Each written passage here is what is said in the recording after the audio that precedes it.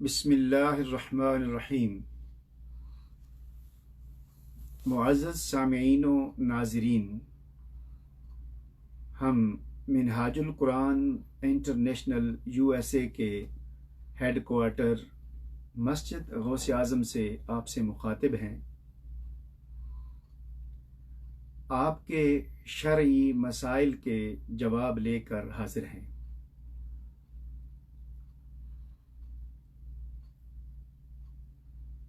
कल के प्रोग्राम में हमने ज़कात के मसाइल के हवाले से जो सवालात आए थे उनके जवाबात दिए थे। आज बाज़ ख़वातीन की तरफ से एक सवाल ये आया कि क्या ख़वातीन के ज़ेवरात जो हैं उन पर ज़कात लाजिम है या कि नहीं। इसके अलावा एक और सवाल पूछा गया कि वो मकान जो हम किराए पर देते हैं क्या उसकी ज़कात है या दूसरी चीज़ें जो किराए पर दी जाती हैं उनकी ज़कात का क्या हुक्म है। इसी तरह एक और सवाल हमारी बहनों और ख़वातीन की तरफ से आया है, वो ये कि बाज़ ख़वातीन के नज़दीक जो उनके मखसूस अय्याम में रोज़े कज़ा होते हैं वो ये समझती हैं कि नमाज की तरह वो भी माफ़ हैं। क्या ये दुरुस्त है? आज हम इंशाअल्लाह इन 3 सवालों के जवाब देंगे। अगर टाइम हुआ तो इंशाअल्लाह मज़ीद कोई और सवाल भी देख लेंगे। बिस्मिल्लाहिर्रहमानिर्रहीम वस्सलातु वस्सलामु अला अशरफिल मुरसलीन अल मबऊस रहमतल लिल आलमीन। सबसे पहले मेरी वो बहनें और बेटियां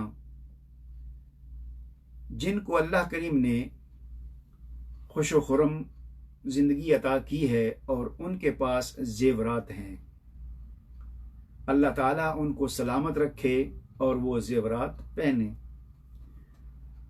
तो पूछा ये गया कि ख़वातीन के पास चूँकि सोने के ज़ेवरात होते हैं और बाज़ के पास चांदी के ज़ेवरात होते हैं, क्या उन पर भी ज़कात है या कि नहीं है। और उसी सवाल के दौरान पूछने वाले ने ये कहा कि बाज़ ख़वातीन का नुक्ता नज़र ये है कि चूँकि ये हम इस्तेमाल करती हैं तो इसलिए इन ज़ेवरात पर ज़कात नहीं है। मेरी मोहतरम बहनों, ज़ेवरात सोने के हों या चांदी के, अगर वो निसाब तक पहुंच जाते हैं, यानी सोना जो कि आपके पास जेवर की शक्ल में है, अगर वो 7.5 तोले के बराबर या उससे ज़्यादा है। इसी तरह अगर चांदी के ज़ेवरात हैं या चांदी आपके पास है तो वो भी 52.5 तोले के बराबर या उससे ज़्यादा है, तो वो आपके पास किसी शक्ल में भी है, किसी सूरत में भी है, खा आप उसे इस्तेमाल करती हैं तो तब भी उस पर ज़कात फ़र्ज़ है। अब उसकी ज़कात की अदायगी ये है कि अपने ज़ेवरात की आप कीमत लगवा कर उसमें से जो 40वां हिस्सा है या 2.5% मिकदार जो पैसे की है उसको आप अदा कर सकती हैं। अब ये कि ज़कात नहीं है, चूँकि जो ज़कात का मैं हुक्म बयान कर रहा हूँ ये हुज़ूर नबी करीम सल्लल्लाहु अलैहि वसल्लम के फरमाने मुबारक से साबित है। आका करीम की एक हदीस मुबारका है कि 2 औरतें हुज़ूर नबी मुकर्रम सल्लल्लाहु अलैहि वसल्लम की खिदमत अक़दस में हाजिर हुई। उन दोनों के हाथों में सोने के कंगन थे। आप सल्लल्लाहु अलैहि वसल्लम ने इरशाद फरमाया क्या तुम इन जेवरात की ज़कात अदा करती हो? तो उन ख़वातीन ने अर्ज़ की, या रसूल अल्लाह, नहीं, हम इन जेवरात की ज़कात अदा नहीं करती। तो इस पर हुजूर नबी अकरम सल्लल्लाहु अलैहि वसल्लम ने फरमाया, क्या तुम इसे पसंद करती हो कि अल्लाह ताला तुम्हें आग के कंगन पहनाए? उन ख़वातीन ने अर्ज़ की, नहीं या रसूल अल्लाह। तो इस पर हुजूर नबी रहीम सल्लल्लाहु अलैहि वसल्लम ने फरमाया, अगर तुम चाहती हो कि अल्लाह ताला तुम्हें आग के कंगन ना पहनाए तो फिर तुम इन जेवरात की ज़कात अदा किया करो। चुनाचे हुजूर नबी करीम सल्लल्लाहु अलैहि वसल्लम की इस हदीस मुबारका, जिसे इमाम तिरमिज़ी ने अपनी सुनन में रिवायत किया है, से साबित हुआ कि औरतों के जेवरात जो हैं उन पर ज़कात लाजिम है और उन्हें अदा करनी चाहिए। अब ये दो किस्म के जेवरात हो सकते हैं, ये भी मेरी बहनें नोट कर लें कि या तो ये है कि शौहर की तरफ से जो जेवर डाला गया है वो भी उसके पास है, उसको इस्तेमाल करती है, या अपने मेके से जो उन्होंने दिया है वो भी इस्तेमाल करती है। जो भी शक्ल हो उसमें ये ज़रूरी है, अगर मेकों की तरफ से है तो मेकों ने उस हमारी बहन को सोने का मालिक बना दिया हो, यानी ये सोना बेटी तुम्हारा है, तो वो सोने की मालिक है। अगर वो खुद सोने की मालिक है और वो 7.5 तोले से ज़्यादा है, 7.5 तोले है, तो उस पर उसने खुद ज़कात अदा करनी है। जबकि दूसरी सूरत यह है कि अगर वो जेवर शौहर ने उसको इस्तेमाल करने के लिए दिया हुआ है, जबकि वो मिल्कियत उसकी में नहीं है बल्कि वो शौहर की मिल्कियत में है, तो उसकी ज़कात जो है वो शौहर पर लाजिम आएगी। चुनाचे जेवरात के हवाले से मेरी माएँ, बहनें और बेटियां इस चीज़ को मद्देनज़र रखते हुए उसकी ज़कात अदा किया करें। सोने और चांदी के हवाले से एक और चीज़ कि अगर कुछ सोना हो कुछ चांदी हो, ना सोने का निसाब पूरा हो रहा हो और ना ही चांदी का निसाब पूरा हो रहा हो, तो फिर क्या किया जाए? तो उस सूरत में दोनों की कीमत लगवा कर जमा किया जाए। अगर दोनों की कीमत लगवा कर जमा करने से निसाब की रकम या निसाब की मिकदार हो जाती है तो उस पर ज़कात लाजिम है, अदा करनी चाहिए। अब दूसरा सवाल कि बाज़ लोगों को अल्लाह करीम ने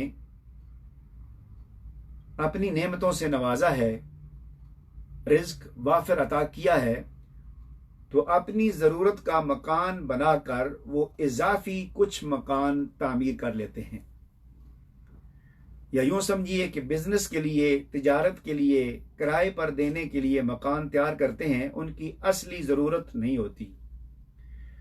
तो बेशुमार ऐसे लोग हैं जो कि अपने मकान किराए पर देते हैं। अब किराए पर जो भी चीज़ दी जाती है उसकी ज़कात का क्या हुक्म है? क्या उन पर ज़कात है?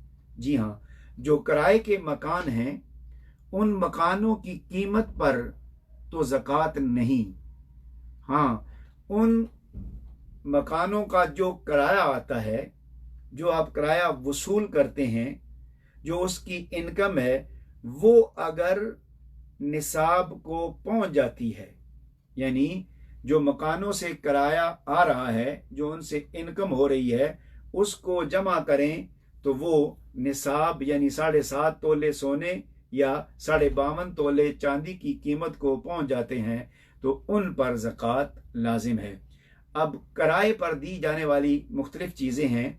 अब मैं मुख्तसरन सब को गिन देता हूँ ताकि अगर किसी को कोई कन्फ्यूज़न है या शुबा है या डाउट है तो वो दूर हो जाए। किराए पर उठाने के लिए देगें या दूसरे बर्तन, गद्दियाँ, कुर्सियाँ, मेज़ें, पलंग, इस तरह के जिसके पास भी हों या दूसरा सामान हो, इनकी कीमत हज़ारों में होती है या लाखों में हो सकती है। इन के जो ये सामान है इस पर ज़कात नहीं है। इसी तरह जो दूसरे मकान है उनकी कीमत भी लाखों में हो सकती है, मगर उन पर ज़कात नहीं। लेकिन जो इनसे इनकम आती है, जो किराए पर आप देगें दे दें, बर्तन दे दें, मकान दे दें, या आजकल के दौर में मोटर कारें, गाड़ियां किराए पे दी जाती हैं, वो रखी होती हैं, तो उनका जो किराया आता है उस पर ज़कात जो है वो लाजिम है और वो हमें अदा करनी चाहिए। अल्लाह ताला हमें बरकत दे और ज़कात के मफ़हूम को समझकर अल्लाह ताला की रज़ा के लिए देने की तौफीक अदा करे।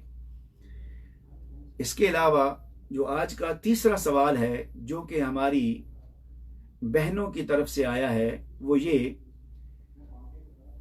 कि अल्लाह ताला की मशीयत और उसकी तख्लीक के मुताबिक हमारी माओं, बहनों, बेटियों पर हर महीने कुछ मखसूस अय्याम ऐसे आते हैं, या हर महीने होते हैं, या बच्चे की पैदाइश पर जो दिन होते हैं 40, इन अय्याम में अल्लाह करीम ने उन्हें नमाज माफ़ कर दी है। यानी इन अय्याम में जो नमाजें आती हैं उनकी कज़ा हमारी माओं, बहनों, बेटियों पर लाजिम नहीं है। लेकिन अगर ये अय्याम माह रमज़ान में आ जाएं और इन अय्याम की वजह से माह रमज़ान के रोज़े कुछ या सारे अगर कज़ा हो जाएं, तो क्या वो भी ख़वातीन को माफ़ हैं, उनकी कज़ा लाजिम नहीं है? नहीं, नमाज माफ़ है। अल्लाह करीम ने आसानी के लिए, चूँकि एक दिन में 5 नमाजें होती हैं, तो अगर 10 दिन की या 40 दिन की नमाजें पढ़ें तो वो काफ़ी मशक्क़त बन जाती है, इसलिए अल्लाह करीम ने आसानी के लिए वो माफ़ कर दी हैं। लेकिन जो इन अय्याम में रोज़े कज़ा होते हैं, उनकी अदायगी अगले माह रमज़ान तक करनी चाहिए, वो उसके ज़िम्मे लाजिम है। अब ये बाज़ लोगों ने ये भी सवाल के दौरान कहा कि कुरान करीम में नहीं है। ये नहीं, चूँकि कुरान करीम की आयात मुबारका हों या हुजूर नबी करीम सल्लल्लाहु अलैहि वसल्लम के फरामीन हों, दोनों से अहकाम शरीयत साबित होते हैं।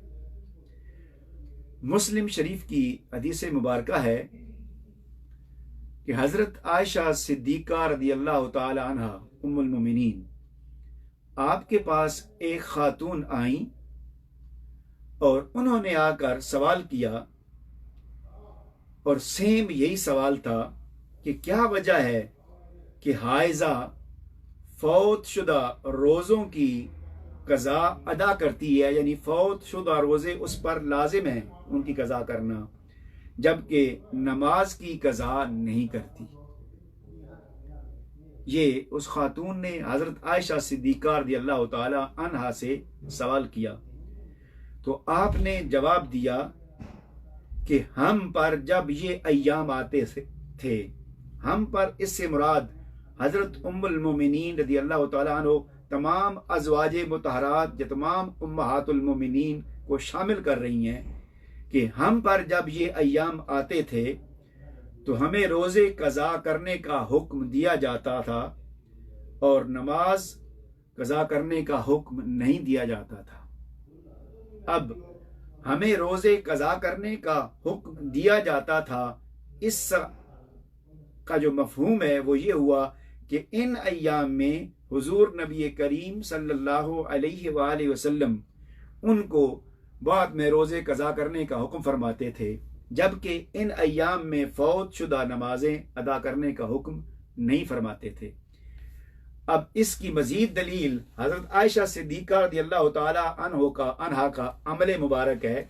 आप बयान करती हैं कि माह रमज़ानुल मुबारक में मैं अपने कज़ा होने वाले जो मखसूस अय्याम में कज़ा होते थे, उन रोज़ों की कज़ा मैं माह शाबान में अदा करती थी। तो माह शाबान में आकर वो रमज़ान के रोज़े कज़ा होने वाले जो थे उनकी अदायगी करती थी।